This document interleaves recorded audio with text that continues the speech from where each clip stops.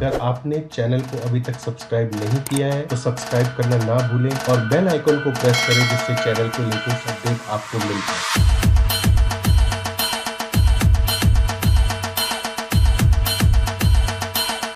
NHRC का data कहता है कि 433 इनकाउंटर मौतें हुई।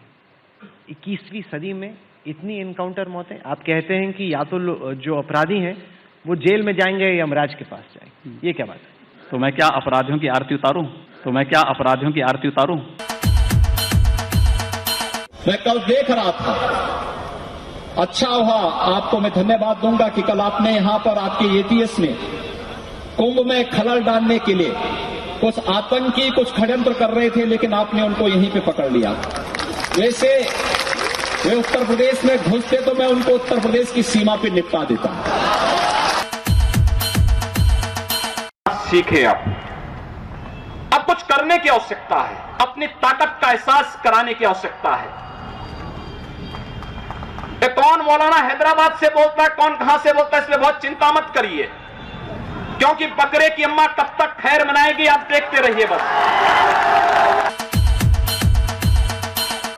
जिन्हें पाकिस्तान अच्छा लगता है वो पाकिस्तान चले जाए, हम उसको रोकेंगे नहीं। अगर वो चाहेगा तो उसको जाने का किराया भी मुहैया करा देंगे। पहले कांवड़ यात्रा में कांग्रेस की सरकार रही हो, कांग्रेस के जितने भी सहयोगी दल है, केजरीवाल के नेतृत्व के जितने भी इनके सहयोगी दल हैं जो इनके लिए वोट मांग रहे हैं, इनकी सरकारें उत्तर प्रदेश में रही हैं।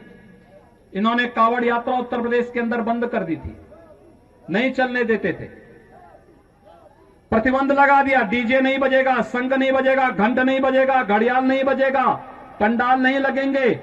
तो जब मेरे पास ये प्रस्ताव आया कि पहले ये होता था, मैंने कहा भाई ये भगवान शिव की भक्तों की यात्रा है, ये शव यात्रा नहीं है, इसमें सब बजेंगे, इसमें डीजे भी बजेगा, शंख भी बजेगा, घड़ियाल भी बजेगा, नगाड़े भी बजेंगे और इनके स्वागत की तैयारी जगह जगह करो और हेलीकॉप्टर से पुष्प वर्षा भी करते जाओ। लोगों ने कहा कि लोग हमला करेंगे, तो हमने एक बात कही, भाइयों बहनों, मैंने बात साफ कही। मैंने कहा देखो भाई, भगवान शिव की भक्तों की यात्रा है, कोई व्यवधान डालना चाहता है तो उसको तय करना है। अगर वो व्यवधान डालेगा हम उसको गोली से समझाएंगे, व्यवधान डाल करके दंगा कराएगा तो गोली उसको समझा देगी। 22 पार्टियां इकट्ठी हो गई और सबका एक ही ध्येय है, मोदी को हटाना है। इनका नेता कौन है? वहां तो सभी नेता थे, मायावती जी हैं या अखिलेश जी हैं। उसके बाद में से तो मायावती जी बनेगी, वही सबसे बड़ी लीडर है, हाथी पे सवार।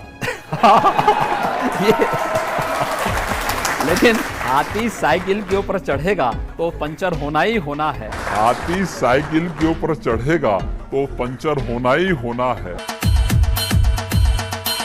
उर्दू बाजार को हिंदी बाजार बताना या बदलवा देना, उर्दू हमारी पहचान हिंदी से है या उर्दू से? मैं आपसे पूछना चाहता हूं, आप फिर मुझसे उर्दू में ही पूछिए। मेरी भाषा हिंदी है, मैं उर्दू नहीं जानता हूं। तो फिर